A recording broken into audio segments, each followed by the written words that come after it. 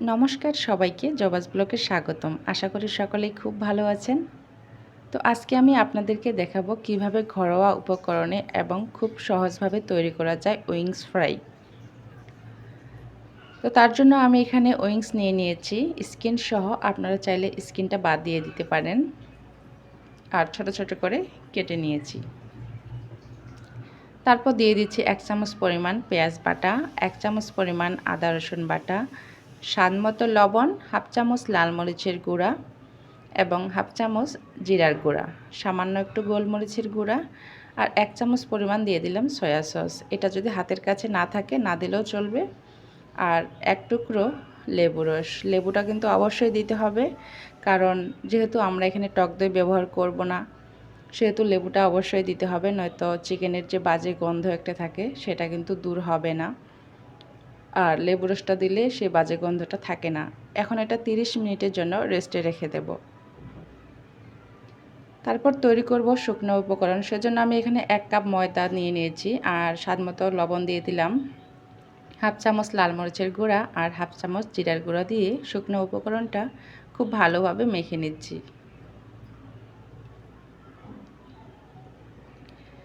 ফিরে এলাম 30 মিনিট পর। তারপর আমি এখানে একটা বাটিতে পানি নিয়ে নিয়েছি। প্রথমেই শুকনো ময়দায় একটু লাগিয়ে নেব চিকেন উইংসে, তারপর পানিতে 1 মিনিটের মতো রেখে দেব। আর ঠিক এরকম করে 2 থেকে 3 বার পানিতে দিলে উপরের লেয়ারটা খুব সুন্দর হয়। আমি এখন এটা আবারও শুকনো ময়দায় দিয়ে দিব আর একটু চেপে চেপে দিতে হবে, তাহলে কিন্তু উপরের লেয়ারটা খুব সুন্দর আসে।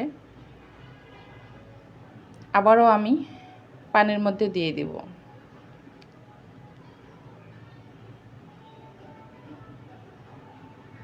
তো এরকম করে 2 থেকে 3 বার করলে কিন্তু উপরের লেয়ারটা আসলেই অনেক সুন্দর হয়। তো আমি 2 বার করেছি। আর এভাবে আমি সবগুলোই কিন্তু তৈরি করে নিয়েছি। এখন চুলার মধ্যে একটা ফ্রাই প্যানে অনেকটাই তেল দিয়ে দিয়েছি আর চেক করে নিচ্ছি তেলটা হিট হয়েছে কিনা। তো তেলটা হিট হয়েছে। তারপর উইংসগুলো একে একে আমি তেলের মধ্যে দিয়ে দিচ্ছি। আর চুলার আঁচটা অবশ্যই প্রথমে হাই হিটে রাখতে হবে, তারপর একটু চুলার আঁচটা কমিয়ে দিতে হবে। তাহলে দেখা যাবে যে আস্তে আস্তে ভিতরের যে চিকেনটা সেটা খুব ভালো মতো ফ্রাই হয় আর উপরের লেয়ারটাও আস্তে আস্তে ফ্রাই হয়। আর চুলার আঁচটা হাই হিটে রাখলে দেখা যায় যে পুড়ে যেতে পারে, সেজন্য পরে চুলার আঁচটা একটু কমিয়ে দিতে হবে, লো হিটে রাখতে হবে। আর খুব সাবধানে একটু উল্টে পাল্টে দিতে হবে, নয়তো যে লেয়ারগুলো থাকে এগুলো ভেঙে যেতে পারে।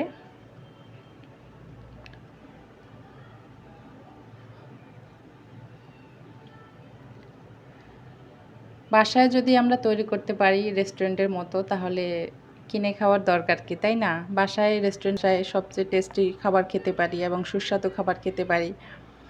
তো এগুলো ভাজা হয়ে গেছে, এখন আমি এগুলোকে তুলে নিচ্ছি। তো আপনারা দেখতেই পাচ্ছেন উইংস ফ্রাইগুলো কেমন হয়েছে।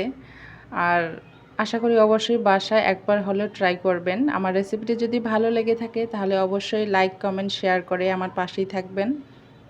যারা ইউটিউব থেকে দেখতেছেন তারা অবশ্যই আমার চ্যানেলটিকে সাবস্ক্রাইব করে দিবেন, আর যারা পেজ থেকে দেখতেছেন তারা অবশ্যই পেজটি ফলো করে দিবেন।